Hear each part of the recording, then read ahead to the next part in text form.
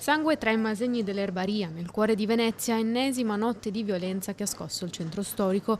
Erano da poco passate le 4 del mattino quando una rissa è degenerata in un'aggressione a colpi di coltello e spranga. A dare l'allarme i residenti svegliati dalle urla provenienti da Campo Bella Vienna.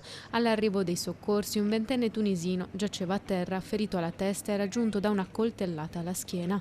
Trasportato in ospedale se la caverà con una prognosi di 20 giorni.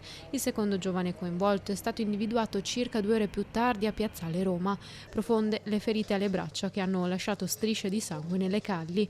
Agli agenti ha raccontato di essersi ferito mentre cercava di separare i contendenti ma ha rifiutato il ricovero. Secondo i primi accertamenti della polizia, i due ventenni appartengono alle famiglie tunisine Sakka e Mallat, protagoniste dei mesi scorsi dei violenti scontri in città.